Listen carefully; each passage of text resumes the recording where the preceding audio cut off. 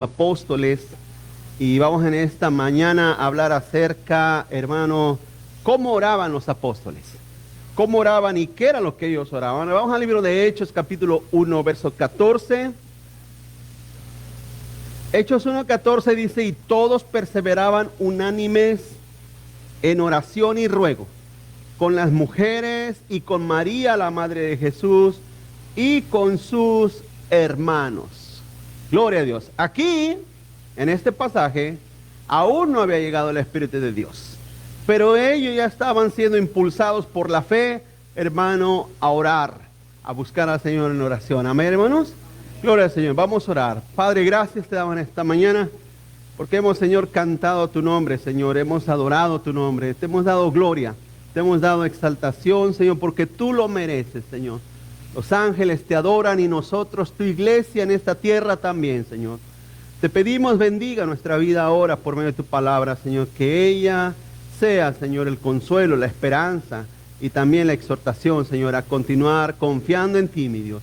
Te pido en el nombre de Jesús, bendice a tu iglesia, a tu pueblo, los que están aquí, los que van a escuchar por otros medios tu palabra, Señor, en el nombre de Cristo. Amén. Amén y amén. Gloria a Dios. Tomen su asiento, hermanos. Vamos a hablar en esta mañana, el segundo tema de la oración de los apóstoles, hermanos. La oración de los apóstoles, ese es el segundo tema de esta mañana. Así es que estamos hablando cómo nosotros podemos imitar la vida de los apóstoles. Si hay alguien en esta tierra a quien podamos y debamos, hermano, imitar, son a ellos. Amén, son a ellos. Porque hay mucha gente que dice, bueno, es que Cristo, la vida de Cristo es totalmente sublime. Pero la vida de los apóstoles, hermano, aunque la Biblia dice que Cristo fue tentado en todo, pero sin pecado, quiere decir que Él era un humano como nosotros, o tomó una humanidad como la nuestra. Pero los apóstoles, que usted puede verlos quizás más humanos, por así decirlo. Usted puede identificarse con Pedro, con Pablo, con Juan. Espero jamás se identifique con Judas. Amén, hermanos. O sea, no es al menos que el único que no tiene que imitar. ¿Cuántos dicen amén, hermano? Es el único que no tiene que imitar. Ya para esta fecha Judas ya no estaba ahí entre ellos, hermano. Así es que cuando hablamos del tema de la oración, es necesario que entendamos cómo lo hicieron estos hombres de Dios, hermano. Y cómo es que Dios respondió a sus oraciones. ¿Podemos orar como ellos oraban? Es una pregunta. ¿Podemos orar como ellos oraban? Hermanos, ¿qué creen? Claro que sí. ¿Sí? ¿Podemos recibir todas las respuestas que ellos recibieron? También. ¿Qué podría ser diferente entre nuestras oraciones y las de ellos? Nada, hermanos. Créame, no hay ninguna diferencia. Porque aparenta que sus oraciones, ¿por qué aparenta que sus oraciones tienen más poder y eran escuchadas por Dios con toda solicitud y a nosotros no? ¿Por qué aparenta hacer eso? Bueno, créame que no es así. En realidad Dios a ellos no les contestaba porque eran los apóstoles. En realidad la promesa de que todo lo que pidan en mi nombre, mi Padre se los dará, es una promesa a toda la iglesia, a todos los convertidos. Y yo creo que esa es la diferencia, hermano. Esa es la diferencia. Cuando una persona convertida pide, su Padre lo escucha. Cuando una persona que no está convertida pide, pues no recibe porque no hay una comunión de Dios con esa persona. Así es que eso puede ser una grande y enorme diferencia, que usted diga, ¿y por qué a mí nunca me contesta? Bueno, hay gente que dice, bueno, yo le pido a Diosito, pero también para no fallarle le pido a la Virgen, y le pido a los santos, y le pido aquí, y le pido allá. Es una cosa que tiene que haber un entendimiento correcto de cómo debemos de pedir y orar, hermanos. Aprendamos cómo oraban los apóstoles, imitemos su forma de orar, y sobre qué hacían sus oraciones. Punto número 1. Oraban porque sabían que solo Jesús conoce los corazones, hermano. Oraban porque sabían que solo Jesús conoce los corazones. Para mi punto de vista, eso es lo más importante de la oración, hermanos. Eso es lo más importante. El problema es que mucha gente, hermano, piensan que pueden esconder su corazón de Dios. ¿Hello? Piensan que Dios, hermano, no ve el corazón o no ve la actitud real del corazón. Ese es un serio problema por la cual mucha gente, hermano, su oración no tiene una respuesta. Entonces, estos hombres de Dios, los apóstoles, oraban sabiendo que solo Jesús conoce los corazones. Ahí mismo, en ese capítulo de Hechos, versos 24 y 25, dice, y orando dijeron, tú, Señor, que conoce los corazones de todos, muestra cuál de estos dos has escogido, para que tome la parte de este ministerio y apostolado de que cayó Judas por transgresión para irse a su propio lugar. Entonces, hermanos, Dios conoce no solamente el corazón tuyo, conoce mi corazón, conoce los corazones de toda gente. ¿Hello? ¿Cuántos aquí saben que Dios conoce tu corazón por el cual estás aquí, hermanos? Dios sabe eso. Dios sabe eso. Entonces, sobre esa base, hermano, usted tiene que empezar a pedir. Porque déjeme decir una cosa, hermano, escúchame esto. Nadie sabe qué tan sincero es tu corazón más que tú mismo.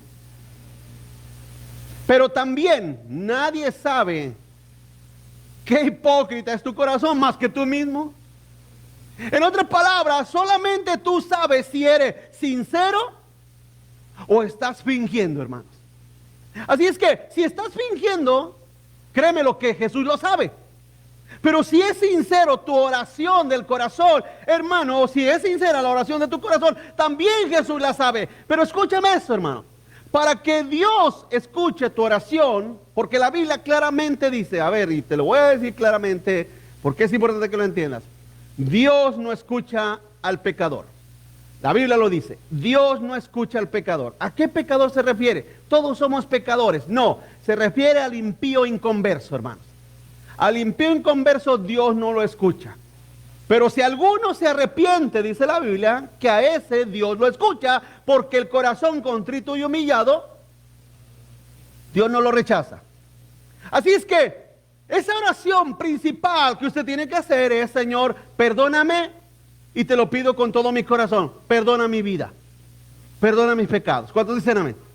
La única oración que Dios escucha del impío es la oración de arrepentimiento. Nada de que Diosito ayúdame en mi trabajo, que Diosito ayúdame en mi vida, que Diosito sáname esta enfermedad. Nada. Dios, yo creo, escúcheme esto, y yo no sé si usted estará de acuerdo, pero usted me conoce que poco me importa. Escúcheme. El humano se la pasa pidiéndole a Dios. Pero yo creo sinceramente que Dios ignora al humano. Dios ignora sus oraciones. Dios no escucha la oración del impío. Dios escucha la oración de aquellos que Él conoce que se han arrepentido de corazón. Aquellos que se han arrepentido de corazón, Dios los escucha. Ahora, cuando un pecador se arrepiente y pide perdón, a ese Dios lo escucha. ¿Sí? Pero si no hay arrepentimiento, porque déjame decir una cosa, si o no los impíos se la pasan pidiendo por sus trabajos, hermanos, por su salud, por sus familias, por sus hijos que están en la cárcel. Si o no se la pasan en oración en eso, hermano, pero no se arrepienten, no hay un arrepentimiento. Dios no escucha la oración del que no se arrepiente. Así es que esa es la primera oración que debemos de hacer, hermano, cada uno de nosotros. Continúa adelante. Los apóstoles conocían la omnisciencia de Jesús. La omnisciencia de Jesús. ¿Qué significa omnisciencia? Hermanos, ¿qué significa omnisciencia? Que todo lo sabe, todo lo conoce. Los apóstoles que habían caminado con Cristo sabían que Jesús conocía el corazón de la gente y siguieron confiando que aunque Él no estaba presente, o sea, en persona, aún así el Señor Jesús lo seguía guiando, hermano. Dice Lucas 9:47, y Jesús percibiendo los pensamientos de sus corazones, fíjese, tomó un niño y lo puso junto a sí. Percibiendo los pensamientos de sus corazones. Hermanos, créame que cuando usted habla a veces a la gente, usted piensa que la gente lo escucha, ¿no? O la gente le cree, o la gente está de acuerdo con usted. Pero uno no conoce qué hay en el corazón de la gente hasta que habla, cuando dicen amén. No lo escucho muy convencido, pero así es. Mateo 2:8 dice, y conociendo luego Jesús en su espíritu que cavilaban de esta manera dentro de sí mismo, les dijo, ¿por qué cavilan? O sea, ¿por qué ustedes tienen ese doble pensamiento así en vuestros corazones? Fíjate cómo Jesús conoce el corazón, entiende el corazón, mira el corazón. Esa es la omnisciencia de Cristo. Por lo tanto, hermano, es importante que tú sepas que tu oración va en acorde al hecho de que Jesús conoce tu corazón.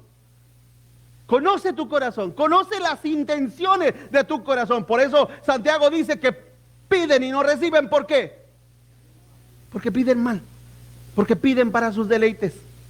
Por eso mucha gente no recibe, porque piden mal. No, se recuerda que les he dicho, había una persona que antes decía, esa persona tenía el vicio de pelear perros.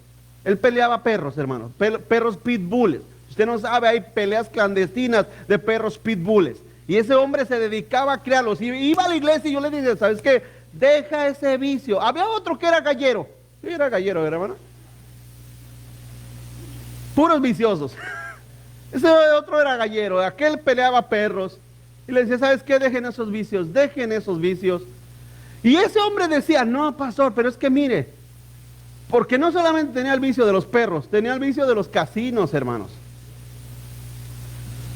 Y entonces él decía, no, pastor, mire, si yo me saco varios millones, yo le prometo que le voy a comprar un carro nuevo y le voy a comprar un templo nuevecito para nosotros.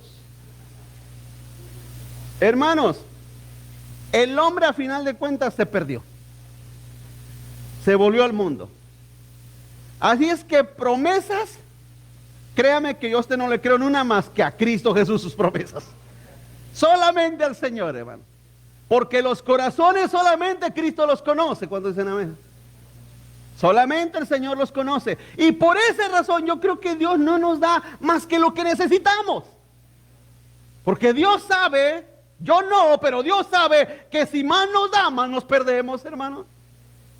Así es que iba contento con lo que tiene, porque su oración debe ser, Señor, no me des conforme a mi corazón, sino dame conforme a tu misericordia. Esa debe de ser la oración que Dios debe de escuchar de nosotros. Segundo, punto número 2, oraban con gran simplicidad, hermanos. Con gran simplicidad. Capítulo 4, verso 24, de ahí de Hechos. Y ellos, habiéndolo oído, alzaron unánimes la voz de Dios, la voz a Dios, y dijeron, Señor soberano, tú eres el Dios que hiciste el cielo y la tierra, el mar y todo lo que en ellos hay. Hermanos, esta oración es sencilla, simple.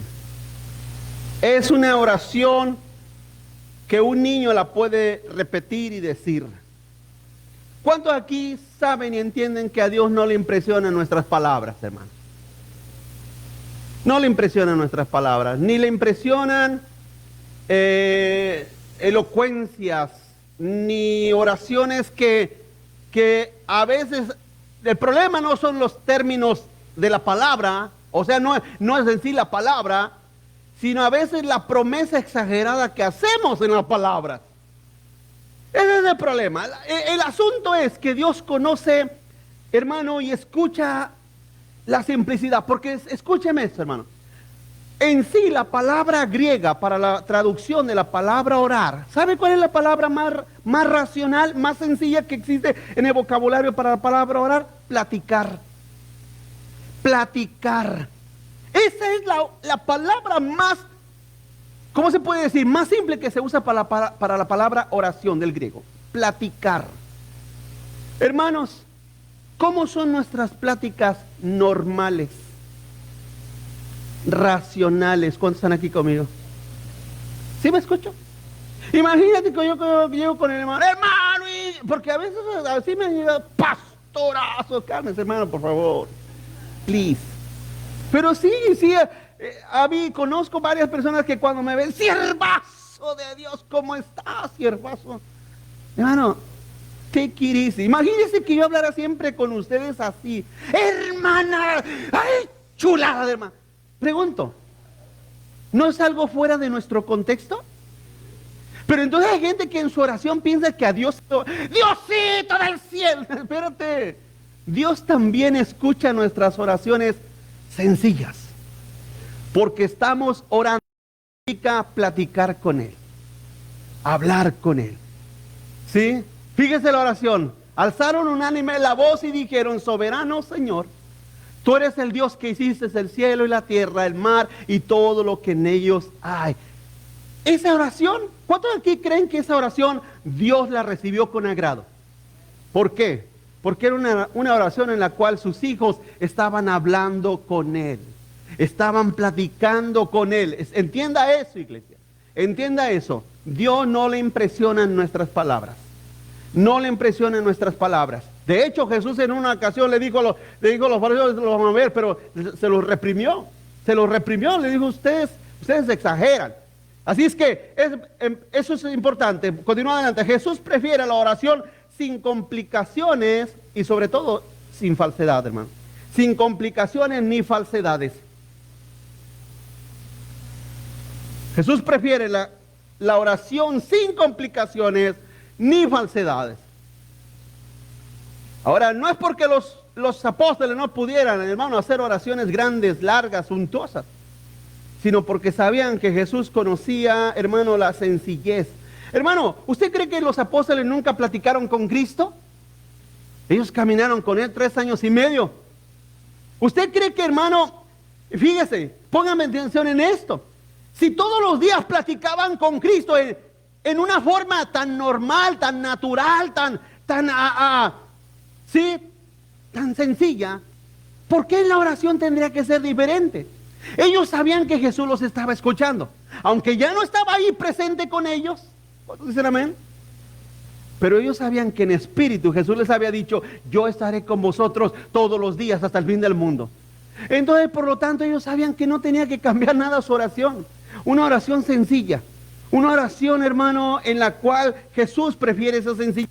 Mateo 23, le vuelvo a decir, Jesús, hermano, le reprimió a los fariseos. Mateo 23, 14 dice: ay de vosotros, escribas y fariseos hipócritas, porque devoráis las casas de las viudas y como pretexto hacen largas oraciones y por esto recibirán mayor condenación. ¿Por qué me va a condenar el Señor? ¿Por qué hago oraciones de 3 horas? No te voy a condenar por eso, lógicamente.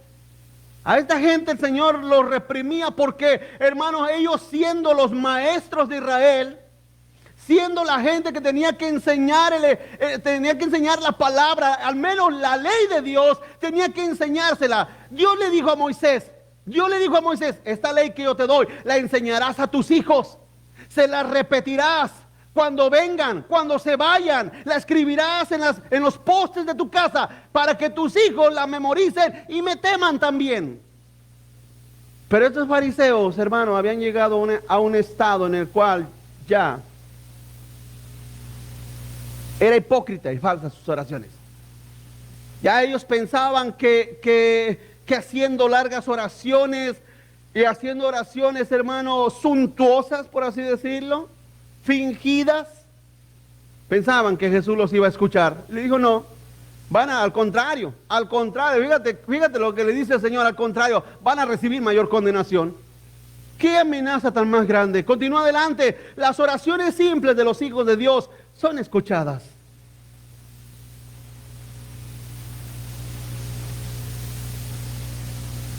¿Cuántos lo creen? Las oraciones simples de los hijos de Dios son escuchadas. Dios escucha tus palabras. Dios escucha tus palabras fonéticas, o sea, tus palabras que tienen sonido, así como Dios escucha la oración de tu corazón. La oración de tu corazón. En el momento, sin importar el momento, la hora, el lugar, lo apremiante que sea, hermano, Dios escucha tus oraciones. Cuando eres un hijo de Dios, cuando dicen amén. Si no eres hijo de Dios, por eso el ser humano se ha hecho dioses, se ha hecho ídolos, se ha hecho imágenes para que esa persona sienta que está hablando con alguien. ¿Sí? O sea, ponen una imagen y al menos saben que están hablando con alguien. Pero la diferencia de la fe es que nosotros no vemos a Dios, pero sabemos que Dios nos escucha, hermanos. Yo sé que Dios me escucha. Tú debes de creer que Dios te escucha, porque eso es la fe. Y mis oraciones, tus oraciones, son escuchadas por Dios. ¿Cuántos dicen amén, hermano? La semana pasada les hablaba de la fe. De la fe. Y así como tenemos fe, esa fe se demuestra de que oramos a un Dios invisible. Hermanos, a un Dios invisible que no vemos. Un Dios que no vemos y que tampoco lo sentimos. Que tampoco lo sentimos. Usted dirá, pero yo siento, está bien. Tampoco está reprobado porque usted sienta. No es que yo cuando oro, lloro. Está bien, no hay ningún problema. Es que yo cuando oro, siento una emoción muy grande. Está bien, no hay ningún problema. Yo no tengo ningún problema con las emociones. No tengo ningún problema. Créame que por mí no hay ningún problema en ese aspecto. Pero decir que sea Dios esas emociones, esa es otra cosa. Eso es otra cosa muy diferente, muy distinta. El hecho es que la forma de medir la presencia de Dios no es a través de emociones, sino es simple y sencillamente a través de la fe. Te explicaba. Cuando Pedro y Pablo estaban en los calabozos allá en el fondo, te aseguro que lo que menos sentían eran a Dios. Sentían frío, hambre, abandono, soledad. Pero ahí sabían que Dios estaba con ellos, hermanos.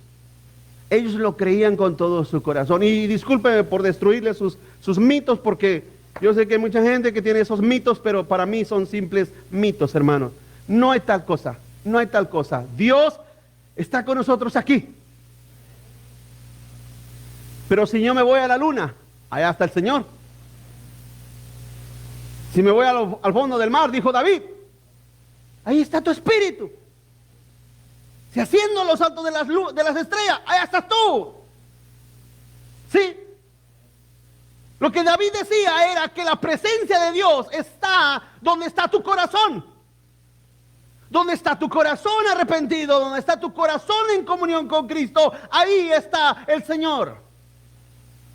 Ahora, no en todo lugar vamos a tener tiempo de orar, Señor, yo voy a buscar un espacio para orar. No en todo tiempo y no en todo momento. No en todo momento. Hay momentos en los cuales tú necesitarás orar y hablar con Dios apremiantemente, rápidamente. Tendrás que hacerlo, Señor. No hay tiempo para otras cosas. Te pido, dirígeme, guárdame, protégeme. Imagínate, hermano, tú vas en la carretera y vas, me imagino que no vas escuchando a los Tigres del Norte, ¿verdad, hermanos? Hermanos, esas risitas son de nervios, hermanos, aunque usted no lo crea. Son de puros nervios. Me imagino que vas escuchando alguna alabanza a Dios, ¿no, hermanos? O algún predicador que tú vas escuchando por ahí. Algo vas escuchando espiritualmente cuando dicen amén. Y entonces vas manejando y de repente tu carro se voltea. En ese momento no vas a decir, Señor, espérame tantito, déjame orar. En ese momento tienes que orar. Y oras. Y te voy a dar un consejo. No digas, sangre de Cristo cúbreme. Tampoco, amén, hermanos. También eso es un mito. La sangre de Cristo fue derramada en la cruz del Calvario y ella limpió tu alma y todos tus pecados una vez y para siempre. La sangre de Cristo no es un amuleto de buena suerte, ni es un fetiche que tú puedes clamar a Él cuando tú gustes. No. La Biblia nunca dice, clamen a mi sangre, o pidan en mi sangre, o en el nombre de mi sangre. Nunca dice eso. En el nombre de Jesús.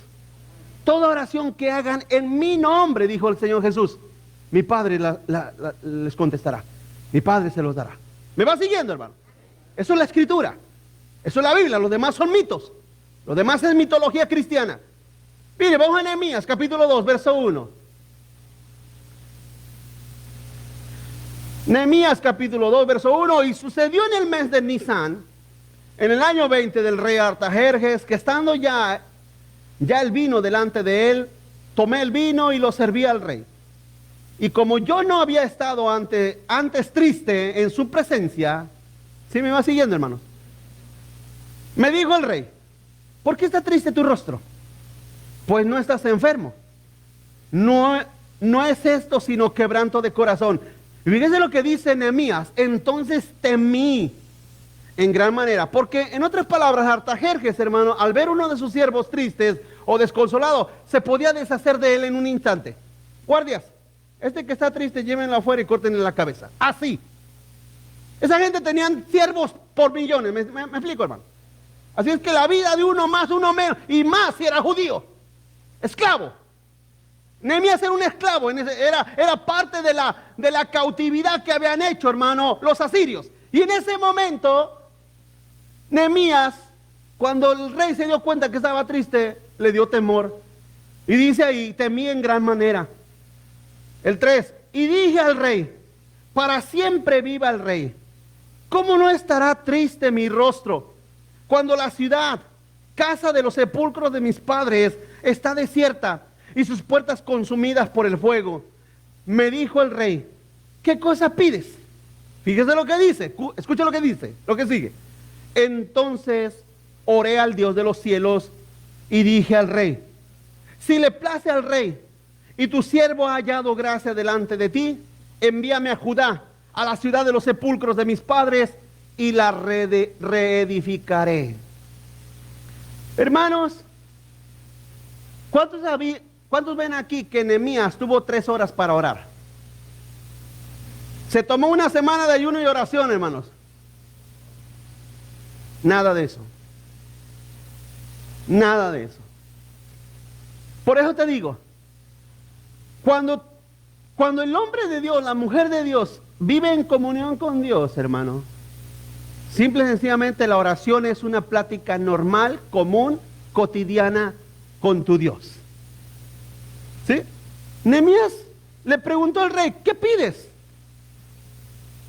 Si tu ciudad está destruida, porque nosotros mismos la destruimos, sabemos que nosotros mismos la destruimos, ¿qué pides, Nehemías? Señor, bueno, antes dice la Biblia que él oró, y oró al Dios de los cielos. ¿Qué oró? ¿Cuánto tiempo oró? No me imagino que habrán sido más que unos cuantos segundos. Señor Dios de los cielos, dame palabras para contestarle al rey. Algo sencillo. Y entonces le dijo, envíame, dame permiso. Y la Biblia más adelante, la Biblia dice que Artajerjes le dijo, vayan. Y todo lo que necesiten, es más, te voy a dar cartas, Nehemías. Te voy a dar cartas selladas por mí. Pasa a los cuidadores del bosque. Toda la madera que tú necesites para la reconstrucción del templo, pídela y ellos te la van a enviar. Todo eso sucedió por medio de una oración simple y sencilla, hermanos. Simple y sencilla. ¿Cuándo entienden la simplicidad de la oración? Ahora no quiere decir que, pues si es así, pues entonces ya no oro. No. Estoy hablando de una comunión constante. ¿Cuántos dicen amén? Una oración constante. Tercero, oraban esperando la respuesta que Dios diera.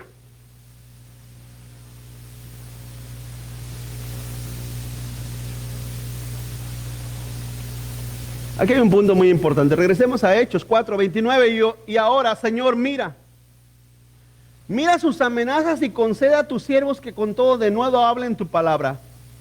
Mientras extiendes tu mano para que se hagan sanidades y señales y prodigios mediante el nombre de tu santo Hijo Jesús.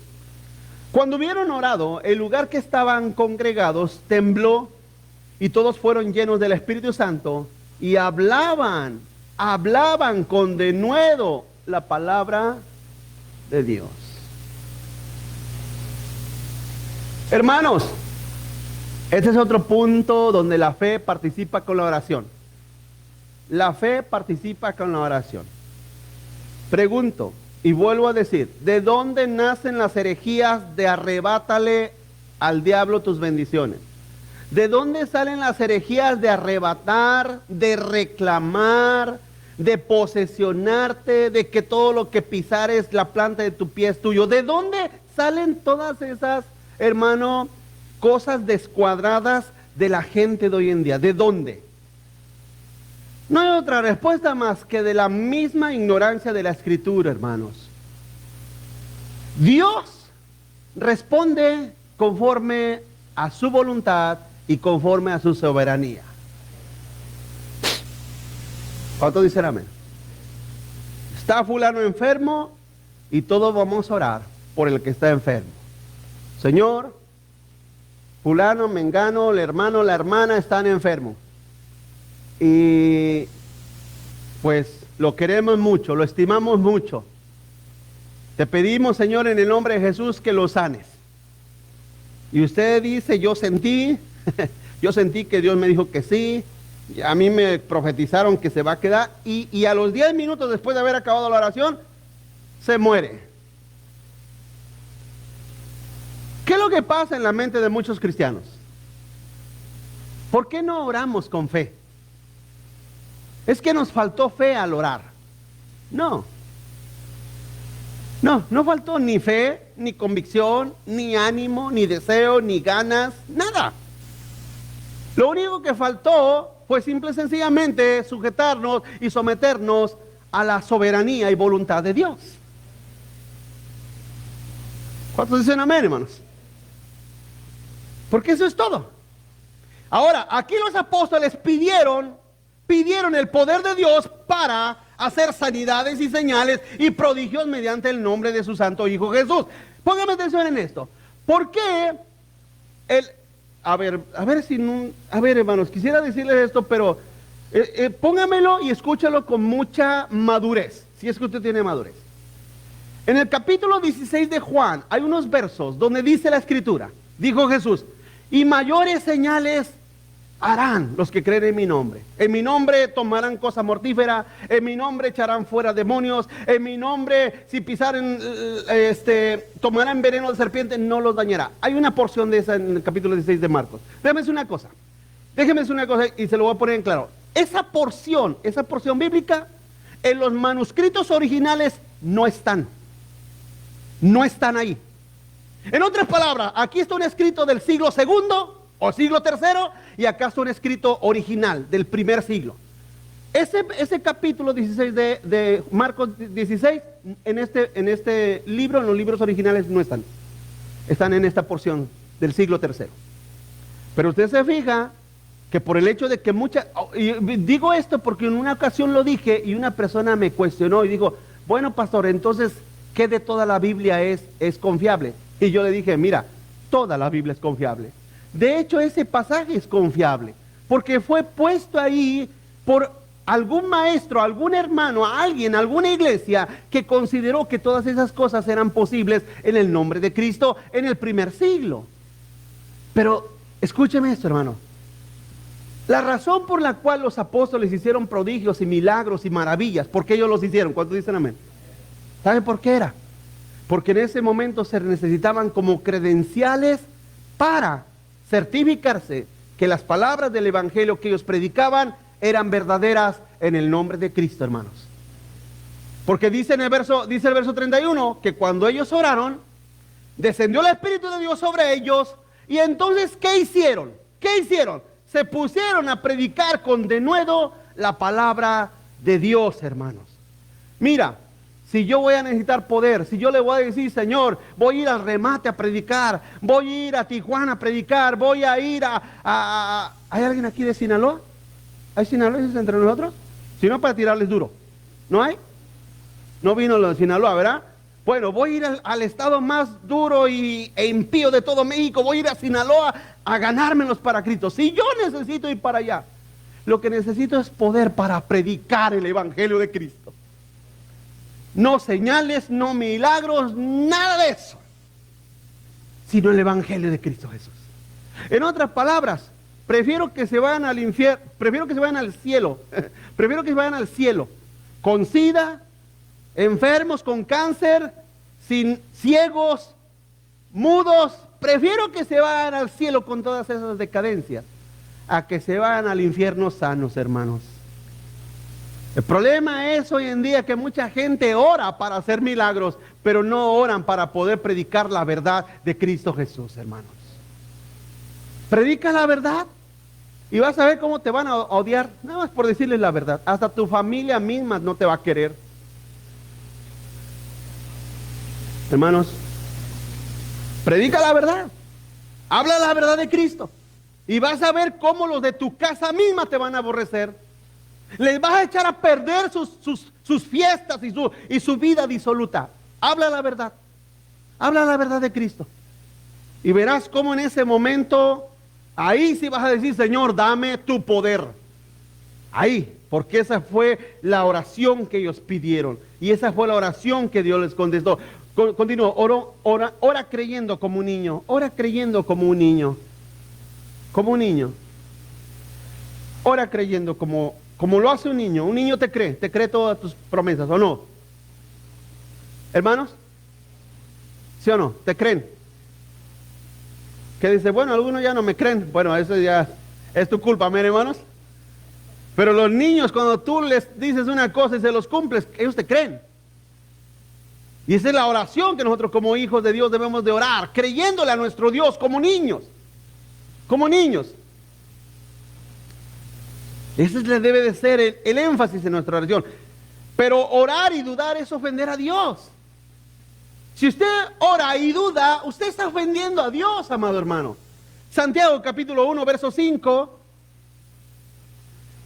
Si alguno de vosotros tiene falta de sabiduría, pídala a Dios, el cual da a todos abundantemente y sin reproche. ¿Y le será qué, hermanos? Dada. El 6. Pero pida ¿cómo? Pero pida con fe, no dudando nada. Porque el que duda es semejante a la onda del mar, que es arrastrado por el viento y echado de una parte a otra. No piense, el verso 7, escuche, ahí está la advertencia del que duda. No piense pues, quien tal haga, que recibirá alguna cosa del Señor. El hombre de doble ánimo es inconstante en todos sus caminos. Así es que, hermano, usted debe de pedir con fe, debe de pedir, hermano, sin tanta algarabía, debe de pedir como platicando con su padre, debe de pedir con sencillez, debe de pedir, hermano, esperando la respuesta de Dios. ¿Alguna vez usted le ha dicho no a su hijo? Hermanos, a ver, ¿cuántos aquí alguna vez le han dicho no a su hijo? ¿Les gusta? ¿No les gusta? Ahora, escúcheme esto, Dios no es como tú ni como yo. ¿Cuántos dan gracias a Dios, hermano? Porque cuando a nuestros hijos le decimos no, y él se enoja, nos asustan. No, no te creas, sí. Nosotros nos asustamos. Dios no. Si Dios dice no, y tú haces el berrinche de tu vida, ¿tú piensas que Dios se va a asustar? ¿Tú piensas que Dios va a voltear a ver a Jesús? Ay, Jesús ya se enojó mi hijito. ¿Usted cree que Dios se va? Olvídate. El berrinche lo haces tú. Tú mismo te lo comes y tú mismo te calmas. Vas a tener solamente dos trabajos: enojarte y en contentarte tú solo. Porque hay gente que se enoja con Dios, ¿sí o no, hermano? Escúcheme, ¿no hay gente que se enoja con Dios? No, pero ¿dónde estaba Dios? Dios sigue estando donde mismo, en su trono. Dios sigue estando donde mismo. Y en cuarto lugar, hermanos, ¿verdad? Oraban por asuntos específicos. Oraban por asuntos específicos. Debemos de orar esperando la respuesta de Dios, hermano. Lo que Dios diga, Señor, hágase tu voluntad. Y cuarto, oraban por asuntos específicos. Capítulo 14 de Hechos, verso 21 dice: después de anunciar el evangelio a aquella ciudad y hacer muchos discípulos, fíjate lo que se preocupaban, hermanos. No sanar enfermos, sino hacer muchos discípulos. Volvieron a Listra, a Iconio y a Antioquía, confirmando los ánimos de los discípulos, exhortándoles que permanecieran en la fe y diciéndoles: es necesario que a través de muchas, ¿qué, iglesia? Entremos en el reino de Dios. Y constituyeron ancianos en cada iglesia. Y fíjate lo que dice: y habiendo orado y ayunado, los encomendaron al Señor en quien habían creído. Hermanos, ¿cuántos aquí oran por su familia perdida, inconversa?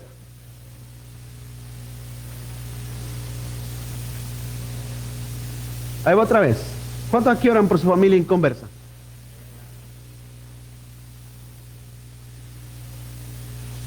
Ahí va la segunda parte. ¿Cuántos aquí les interesa ser discípulos de su familia inconversa? Porque orar sin tener la intención de hacerlo discípulo no es orar, hermano. ¿Tú cómo quieres que se conviertan? A ver, díganme. ¿Cómo quieres que se conviertan? ¿Cómo queremos que se conviertan? La Biblia dice claramente que a Dios le place salvar al pecador por la locura de la predicación. Entonces, Señor, te pido por mi familia inconversa. Y yo creo que Dios te dijera, ya te oí, hijo mío, ahora predícales. ¿Cómo están aquí? Ahí vemos en el verso, ponlo otra vez más, en el verso 21, y después de anunciar el evangelio que en aquella ciudad y de hacer muchos discípulos. Yo me imagino que cuando ellos llegaron a la ciudad oraron a Dios, ¿no, hermanos? Pero llegaron orando para ser discípulos. Hermanos, es que el hacer discípulos es la parte difícil, ¿sí o no? La parte sencilla es orar, pero la parte difícil es ser discípulos. Porque para ser discípulos, pues tienes que comportarte como un maestro, ¿no, hermanos? ¿Están aquí conmigo, iglesia? Para ser discípulos tienes que comportarte como un maestro, tienes que ser un ejemplo a seguir para ser discípulos.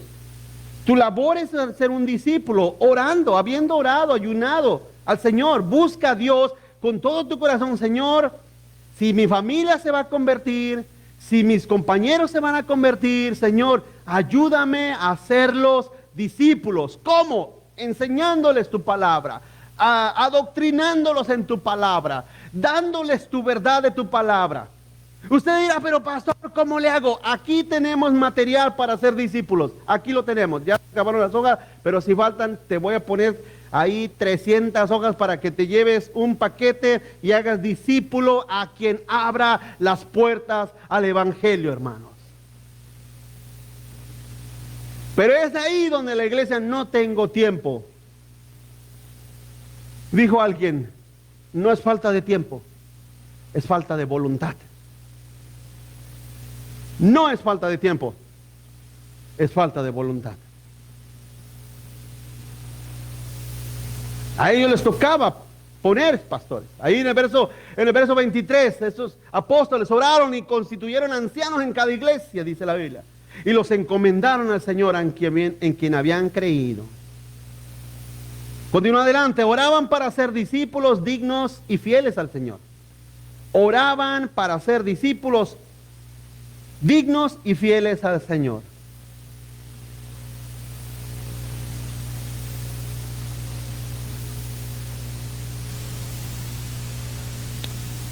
Mi interés como pastor no es solamente que usted venga a la iglesia, hermano.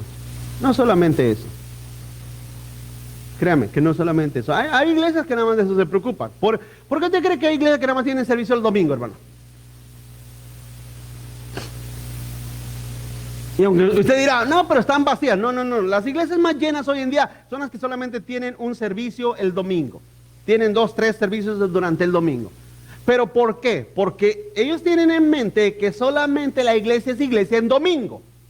Escúcheme esto, hermano. Mi interés es que usted se convierta en un discípulo de Cristo. En un discípulo del Señor. Amén. Y esa es la carga mía. Es la carga mía en la cual yo a veces cuando miro a algunos discípulos, digo, Señor, ayúdame, dame fuerza, amén, hermanos. Ayúdame, dame fuerza. Porque no es fácil. Jesús mismo se desesperaba con ellos. Jesús mismo se desesperaba con sus mismos apóstoles. Imagínense uno, iglesia. Dice el capítulo 13, verso 2. Dice, ministrando estos al Señor y ayunando, dijo el Espíritu Santo, apartarme a Bernabé y a Saulo para la obra que los he llamado. El 3, entonces habiendo ayunado y orado, les impusieron las manos y los despidieron, hermanos. Vemos, hermano, cómo el hacer y encomendar discípulos es algo, hermano, que la iglesia debe de tener eso en mente. Hermanos, usted tiene que tener el corazón de discípulo. Tiene que tener el corazón de discípulo. Porque la iglesia lo requiere. La iglesia lo requiere. La iglesia lo necesita. Se necesita tener el anhelo de ser ese discípulo enviado por el Señor. Como dijo Isaías, Señor, heme aquí. Algunos solamente oran a la mitad, Señor, heme aquí, pero envíalo a Él. Heme aquí, Señor. ¿Y qué dijo Isaías? Hermanos, envíame a mí. Señor, yo quiero ser tu discípulo. Aquí estoy, hazme un discípulo. Yo quiero ser tu discípulo. Porque yo oro, mi oración como pastor es, Señor, haz discípulos, manda discípulos, personas que quieran ser discipulados. Personas, hermanos, varones que quieran. Y esta encomienda de discípulos recae específicamente sobre los varones, sobre los hombres. No existe el término o no está este diseño de predicación y enseñanza, no está diseñado para la mujer, es para el hombre. Y las mujeres deben de enseñar, las mayores deben de enseñar a las más jóvenes a cómo amar al Señor y criar a sus hijos. ¿Cuántos dicen amén? Eso hablaba ayer con unos hermanos, precisamente eso. El problema es que hoy en día las mujeres ya no quieren criar a los hijos, porque los hijos son difíciles de criar, ¿sí o no, hermano? ¿Verdad que sí? Son difíciles de criar. Y usted voltea a ver a sus hijos y dice, no, mejor prefiero trabajar. Hay muchas mujeres que cuando ven a los hijos dicen, está muy difícil de criar a estos hijos. Y no criarlos nada más en darles comida y cambiarles el pamper. Criarlos en la palabra de Dios. Y entonces hay muchas mamás que ni ellas leen la Biblia. ¿Tú crees que una mamá que no lee la Biblia le va a educar a los hijos en el camino de Dios? Ese es el problema y la falla de hoy en día. La madre tiene que conocer la palabra de Dios para educar a los hijos en el camino de Dios. Y los varones, no solamente proveer, sino amar, cuidar a su familia, y proveerles cariño, amor a su familia, pero también los varones tienen la suma responsabilidad de en sus iglesias locales, y lo digo para ustedes, y lo digo para la gente que me está escuchando ahorita en vivo, que en sus iglesias locales tienen la obligación y el llamado de Dios a decir, yo soy discípulo de Cristo. Y mi oración es, Señor, levanta discípulos entre los varones que hay en la iglesia. Levanta discípulos. Levanta hombres que tengan un corazón de discipulado y que puedan, porque la Biblia dice claramente, Pablo le da una instrucción a Timoteo, le dice que se encargue de la palabra y esto encomienda a hombres fieles e idóneos para enseñar a otros. Y pregunto, ¿no es una grande falla en todas las iglesias eso, hermanos? Que de hecho vemos al principio, donde empezamos, Lucas 1:14 dice, y todos perseveraban unánimes en oración y ruego con las mujeres y con María la madre de Jesús. ¿Por qué con las mujeres? ¿Por qué no dice la Biblia y con muchísimos hombres? ¿Por qué? Porque desgraciadamente hay muchos hombres sumamente irresponsables y se acobardan ante el llamado y ante la responsabilidad de ser discípulos de Cristo. Y hay muchos hombres que se esconden detrás de las faldas de sus mujeres. Se esconden se acobardan y se esconden detrás de sus mujeres. Ve tú, mujer. Ay, ve tú. Tú contéstale al pastor. Tú dile al pastor. No, haz tú eso. Tú encárgate de los niños. Tú haz esto, mujer. Es una cobardía. Pero Dios nos llama a ser discípulos. Toda iglesia donde hay una mujer no es iglesia. no es iglesia. No está caracterizada por iglesia. Lucas 6, 12 y 13 dice: en aquellos días fue al monte a orar y pasó la noche orando, y cuando era de día llamó a sus discípulos y escogió a 12 de ellos, a los cuales también llamó apóstoles. Jesús también oró por cuestiones específicas, ¿no, hermanos? ¿Hermanos? Bueno, esa debe ser nuestra oración. Señor, levanta. Hermanas, ayúdenme a orar.